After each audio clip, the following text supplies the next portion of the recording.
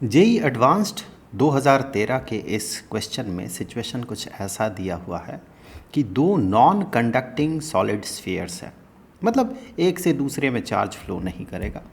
दो non conducting solid spheres है जिनका की रेडियाई है, एक का रेडियस r है, दूसरे का रेडियस ट्वाइस ऑफ r है, having uniform volume charge density ρ1 and ρ2। तो यहाँ पर इसका वॉल्यूम चार्ज डेंसिटी ρ1 है और इसका volume charge density, uniform volume charge density है, ये ρ2 है।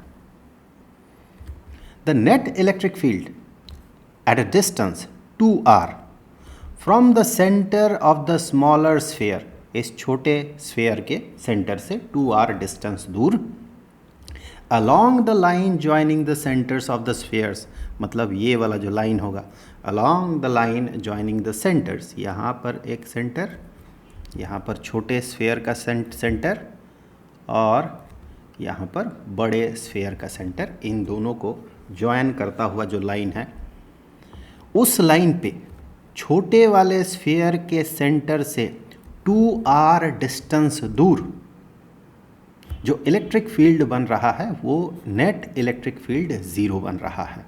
अगर ऐसा हुआ तो ρ1 और ρ2, that mean volume charge densities जो है पहला और दूसरे स्फीयर का, उसका रेशियो क्या होगा ये हमें पता लगाना है। तो 2r डिस्टेंस दूर, यहाँ से 2r डिस्टेंस दूर, तो हमें दो पॉइंट्स मिलेंगे इस लाइन पे।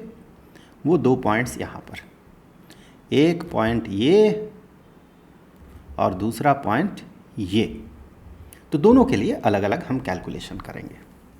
तो द रेशियो ऑप्शन देख ले, -4, -32/25 और एक पॉजिटिव होगा, लेट से इसे मैं हटा देता हूँ, ये बाय मिस्टेक आया है, ये पॉजिटिव होगा और ये +4। सो अब करना क्या है हमें, रेडियाई जो है वो भी लिख लेता हूँ मैं यहाँ पर पहले। तो इसका जो रेडियस है और इसका जो रेडियस है given as r and twice of r, ये रेडियस r और ये जो रेडियस है that is twice of r। सबसे पहले देखते हैं पॉइंट अगर यहाँ पर हो तो फिर चलिए पहले जो आसान होगा उसे कर लेते हैं। यहाँ पर अगर पॉइंट हो तो फिर इलेक्ट्रिक फील्ड अगर इस पॉइंट पे ज़ीरो बने तो फिर ρ1 और ρ2 इसका रेशियो क्या होगा, वॉल्यूम चार्ज डेंसिटीज़ का रेशियो क्या होगा।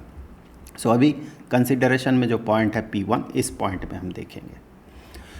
तो देखिए अगर वॉल्यूम चार्ज डेंसिटीज़ दोनों पॉजिटिव हुआ तो दोनों इलेक्ट्रिक फील्ड जो है दोनों ही एक ही डायरेक्शन में इलेक्ट्रिक फील्ड, अपने से दूर इलेक्ट्रिक फील्ड बनाएगा, तो नेट इलेक्ट्रिक फील्ड ज़ीरो नहीं हो सकता है।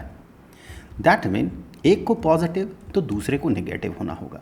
ये अगर पॉजिटिव हुआ, ये अगर नेगेटिव हुआ, देन पॉसिबिलिटी है कि ये जो है छोटा वाला स्फीयर जो है पॉजिटिव चार्ज जो है अपने से दूर इलेक्ट्रिक फील्ड बनाएगा, बड़ा वाला स्फीयर जिसमें नेगेटिव चार्ज है अपने तरफ इलेक्ट्रिक फील्ड बनाएगा। दोनों बराबर हुआ तो फिर ρ1 और ρ2 का रेशियो हम यहाँ से पता कर सकते हैं। ऑब्वियसली पहली चीज़ है कि दोनों को अपोजिट नेचर का होना होगा। हो सकता है ये नेगेटिव हो, ये पॉजिटिव हो, तब भी पॉसिबिलिटी है। ठीक उसका उल्टा होगा, पॉसिबिलिटी है नेट इलेक्ट्रिक फील्ड ज़ीरो होने का। खैर, तो पहली बात जो है इस पॉइंट पे P1 पॉइंट पे जो है, ये इस पॉइंट पे एट P1 ρ1 और ρ2 ये जो है ये इसका रेशियो नेगेटिव होना होगा। क्यों नेगेटिव होना होगा? क्योंकि एक पॉजिटिव होगा तो दूसरे को नेगेटिव होना है, पहला अगर नेगेटिव होगा तो दूसरे को पॉजिटिव होना है, ये ध्यान रखें। कंसिडरेशन कर लेते हैं शुरुआत, हम इससे मानते हैं कि ये पॉजिटिव है और ये नेगेटिव है। तो ऐसे स्थिति में जो इलेक्ट्रिक फील्ड ये बनाएगा अपने से दूर बनाएगा इलेक्ट्रिक फील्ड, और ये जो इलेक्ट्रिक फील्ड बनाएगा अपने तरफ बनाएगा electric field. Let us say that electric field is E1 और ये इलेक्ट्रिक फील्ड जो है ये E2 है। E1 और E2 का मैग्नीट्यूड बराबर होना है। तो ऐसे सिचुएशन में अगर मान लें एक स्फीयर है, उसमें चार्ज है इवनली डिस्ट्रीब्यूटेड है, या फिर कहें यूनिफॉर्म चार्ज डिस्ट्रीब्यूशन है, तो अगर बाहर कोई पॉइंट हो उसका इलेक्ट्रिक फील्ड हम पता कर रहे हैं उस पॉइंट पे, तो फिर हम इस पूरे चार्ज को, अगर ये स्फेरिकल बॉडी हुआ तो पूरे चार्ज को हम इस स्फीयर के सेंटर में अज्यूम कर सकते हैं। तो उसी लॉजिक से अब हम आगे बढ़ेंगे। यहाँ पर टोटल कितना चार्ज होगा ये कैलकुलेट कर लेंगे, यहाँ पर टोटल कितना चार्ज होगा ये कैलकुलेट कर लेंगे। लेट अस से यहाँ पर Q1 चार्ज है और यहाँ पर Q2 चार्ज है, तो obviously Q1 will be equal to, इसका जो वॉल्यूम होगा इनटू वॉल्यूम चार्ज डेंसिटी, इसका वॉल्यूम होगा 4/3 पाई आर क्यूब, ये वॉल्यूम है, इसके साथ इसका वॉल्यूम चार्ज डेंसिटी मल्टीप्लाई कर दे तो ये चार्ज आ जाएगा। Q1 इतना चार्ज है यहाँ पर। Q2 similarly 4/3 pi into twice of R का cube into ρ2, so that will be equal to 2 का cube 8 into 4 32/3 pi are cube ρ2। So ये पहला रिलेशन Q1 के लिए और ये दूसरा रिलेशन Q2 के लिए। तो फिर इलेक्ट्रिक फील्ड E1 जो बनेगा that will be equal to 1/4 pi epsilon naught Coulomb's constant, और पूरे Q1 चार्ज को हम यहाँ पर कंसंट्रेटेड अगर माने तो वो चार्ज जो है वो charge 4/3 pi are cube ρ1 divided by जो डिस्टेंस है इस पॉइंट का डिस्टेंस सेंटर से, तो वो डिस्टेंस कितना होगा, ट्वाइस ऑफ आर डिस्टेंस दूर है, 2r डिस्टेंस दूर वो पॉइंट सिचुएटेड है। सो 2r का स्क्वायर डिस्टेंस का स्क्वायर, सो 2r का स्क्वायर मतलब 2 का स्क्वायर 4, 2 का स्क्वायर 4 और r का स्क्वायर r स्क्वायर, तो यहाँ से r स्क्वायर 2r यहाँ से कैंसिल कर देगा। 4 को यहाँ से हटा सकते हैं आप, 4 यहाँ से हटा दिया हमने, तो ये बन जाएगा। चलिए इसे बाद में तो इक्वेट करना ही है, तो मैं आगे इसे बढ़ा नहीं रहा हूँ। और E2 यहाँ पर साइन कंसिडरेशन नहीं करेंगे हम लोग, क्योंकि डायरेक्शन हमने पहले ही पता लगा लिया और ये भी पता लगा लिया कि ये जो रेशियो होगा ये नेगेटिव होगा, तो साइन का कंसिडरेशन यहाँ से हटा लेते हैं। तो सेम लॉजिक से इस स्फीयर में चार्ज है Q2 जिसे हम मानेंगे सेंटर में कंसंट्रेटेड है। सेंटर से डिस्टेंस देखें P पॉइंट का, यहाँ से यहाँ 2r बिकॉज इसका रेडियस 2r है, और यहाँ से यहाँ r और यहाँ से यहाँ 2r मतलब 5r हो गया डिस्टेंस। 2r प्लस r मतलब 3r प्लस 2r 5r। सो इसमें जो चार्ज है that charge 32/3 pi are cube ρ2 और डिवाइडेड बाय 5r का स्क्वायर, सो 5 का स्क्वायर 25 और r का स्क्वायर r स्क्वायर। सो यहाँ से r स्क्वायर 2r को कैंसिल कर देगा, और आप इसे कैंसिल कर सकते हैं लेकिन हमें रेशियो पता करना होगा, या बराबर जब हम करेंगे इन दोनों को कैंसिल कर देंगे। सो इन दोनों को बराबर होना है, E1 is equal to E2 होना है। तो ऐसे स्थिति में हम कहेंगे 1/4 pi epsilon naught into pi R ρ1 divided by 3 that should be equal to, यहाँ से देखें 1/4 pi epsilon naught into 32 pi R ρ2 capital R ρ2 divided by 3 into 25 तो आप कैंसिल करें इसे और पाई आर 3 और 3 कैंसिल कर दे। सो अंततः यहाँ से आगे ρ1 divided by ρ2, ρ1 divided by rho two को हमने इस साइड में ले आया हम, और यहाँ पर बचा हुआ रहेगा 32 डिवाइडेड बाय 25, 32 डिवाइडेड बाय 25। ध्यान रखें ये एब्सोल्यूट वैल्यू है, ये रेशियो का एब्सोल्यूट वैल्यू है। हमने पहले ही ये पता लगाया था कि ये नेगेटिव होना होगा, एक पॉजिटिव है तो दूसरा नेगेटिव है, एक में पॉजिटिव चार्ज है तो दूसरे में नेगेटिव चार्ज है, इसीलिए ये रेशियो जो है ये रेशियो नेगेटिव होगा। So rho 1 divided by rho 2 should be negative 32 divided by 25। So एक ऑप्शन तो ये सही है, लेकिन एक और पॉइंट है यहाँ पर, यही एकमात्र सही जवाब होगा इसका कोई मतलब है नहीं। दूसरा पॉइंट यहाँ पर सिचुएटेड है, इसके लिए भी हमें इलेक्ट्रिक फील्ड पता करना होगा, और इस केस में दोनों चार्ज डेंसिटीज़ को इस केस में पॉजिटिव होना होगा या फिर दोनों को नेगेटिव होना होगा।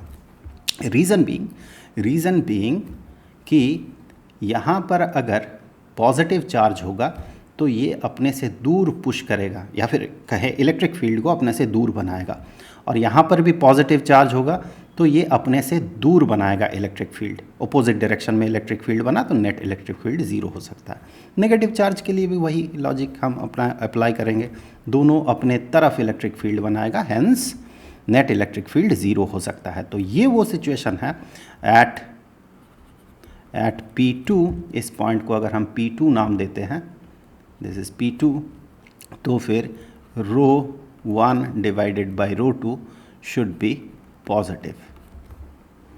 चलिए ये पहला चीज़ हमने देख लिया, दोनों नेगेटिव हुआ तो रेशियो क्या हो जाएगा, रेशियो पॉजिटिव हो जाएगा। दोनों पॉजिटिव हो गया रो 1 रो 2 तो रेशियो पॉजिटिव हो जाएगा। ओके, सो इस पॉइंट में जब हम इलेक्ट्रिक फील्ड पता करेंगे ड्यू टू दिस स्फीयर, तो वो ऑब्वियसली अगर पॉजिटिव मान के चलते हैं, दोनों को पॉजिटिव मान के चलते हैं, तो फिर ये इस तरफ पुश करेगा, या फिर कहें इलेक्ट्रिक फील्ड जो है इस डायरेक्शन में बनेगा। और यहाँ पर इसमें आपको ध्यान देना होगा कितना चार्ज इस पे इलेक्ट्रिक फील्ड बनाने में इफेक्टिव चार्ज होगा, क्योंकि पूरा का पूरा चार्ज जो है ये इलेक्ट्रिक फील्ड नहीं बनाएगा, बल्कि यहाँ इस रीजन में, इस अंदर वाले रीजन में जितना चार्ज रहेगा वही इलेक्ट्रिक फील्ड बनाने में कंट्रीब्यूट करेगा। ये वाला चार्ज इलेक्ट्रिक फील्ड बनाने में कंट्रीब्यूट नहीं करेगा, क्योंकि उस शेल के, ये जो स्फेरिकल शेल है, इस स्फेरिकल शेल के अंदर ये पॉइंट सिचुएटेड है, तो वो इलेक्ट्रिक फील्ड बनाने में कोई भी कंट्रीब्यूशन नहीं रखेगा। तो ये वाला पार्ट जो है, अगर पॉजिटिव चार्ज डेंसिटी हुआ यहाँ पर, दोनों को पॉजिटिव मान के चल रहे हैं हम लोग, तो फिर ये अपने से दूर इसे पुश करेगा। लेट्स से कि ये E1 है, और E1 due to this sphere, जो कि ये इस डायरेक्शन में इलेक्ट्रिक फील्ड बना रहा है, एंड ये जो है electric field, this electric field is E2, जो कि इस सेक्शन के लिए इलेक्ट्रिक फील्ड बन रहा है। तो फिर हमें ये भी तो पता करना है कि इस जगह पे टोटल चार्ज कितना होगा। लेट्स से इस जगह पे चार्ज हुआ Q3, और इस Q3 को जब हम कैलकुलेट करेंगे Q3, तो इस सेक्शन का या इस स्फीयर का वॉल्यूम देखें कितना है, ये हो जाएगा 4/3। आप गौर से देखें कि यहाँ से, इसके सेंटर से यहाँ तक का डिस्टेंस अगर 2r हुआ, और सेंटर से इसके सेंटर तक का डिस्टेंस अगर 3r होगा, तो फिर यहाँ से यहाँ तक का डिस्टेंस r होगा। यानी कि ये वाला जो बड़ा स्फीयर है उसका रेडियस तो r था, और 2r था, माफ़ कीजिएगा, तो इसका रेडियस जो हो जाएगा, उसके छोटे वाले अंदर वाले हिस्से का जो रेडियस हो जाएगा, ये r हो जाएगा, और ये ट्वाइस ऑफ r था। तो फिर यहाँ पर 4/3 पाई r क्यूब, ये तो वॉल्यूम हो गया इस वाले स्फीयर का, और यहाँ पर चार्ज डेंसिटी तो फिक्स्ड है, रो टू कहा गया है, रो 2 चार्ज डेंसिटी है। सो ये हो गया इसमें चार्ज। सो इसे अब हम यूज़ करेंगे, जो कि इलेक्ट्रिक फील्ड बनाएगा E2। सो यहाँ पर E2 को E1 के बराबर होना है, मैग्नीट्यूड दोनों का बराबर होना है, डायरेक्शन अपोजिट होगा क्योंकि दोनों चार्जेस सेम नेचर का है या दोनों चार्ज डेंसिटीज़ का नेचर सेम है, पॉजिटिव पॉजिटिव या नेगेटिव नेगेटिव। सो इन दोनों का जो मैग्नीट्यूड है उस मैग्नीट्यूड को सेम होना होगा।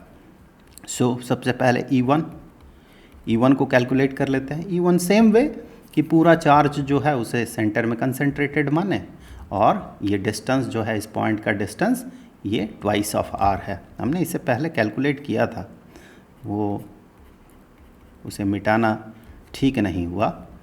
और चार्ज जो यहाँ पर सिचुएटेड है 4/3 पाई r³ ρ1 और डिस्टेंस यहाँ से यहाँ तक ट्वाइस ऑफ r, तो उसका जो स्क्वायर होगा ये हो जाएगा 4r²।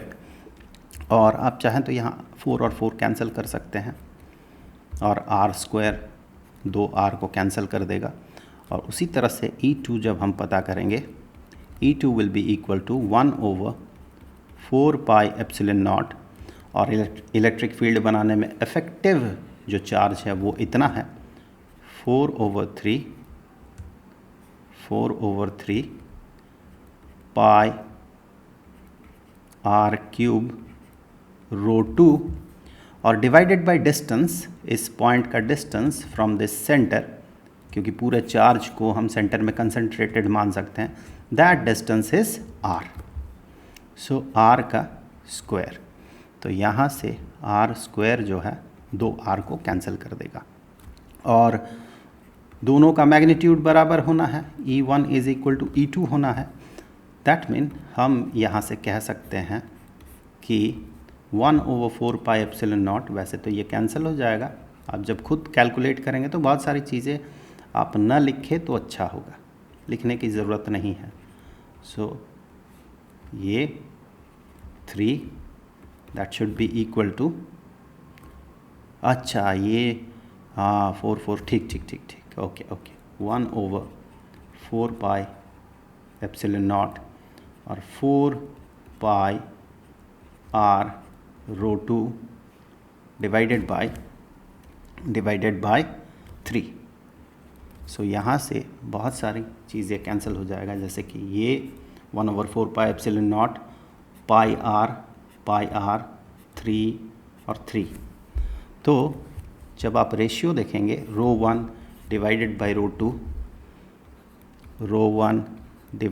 ρ2 which should be positive, same nature का चार्ज होगा तो रेशियो यहाँ पर पॉजिटिव होगा।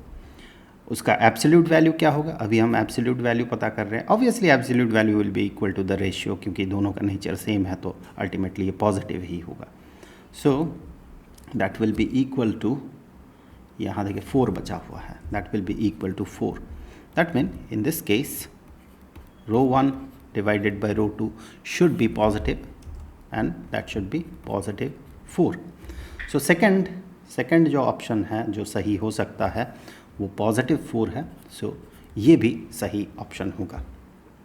So IIT JEE मेन और IIT JEE एडवांस्ड के लिए प्रीवियस ईयर्स क्वेश्चंस का जो सॉल्यूशंस है उसका जो प्लेलिस्ट है उसका लिंक आपको नीचे डिस्क्रिप्शन बॉक्स में मिल जाएगा।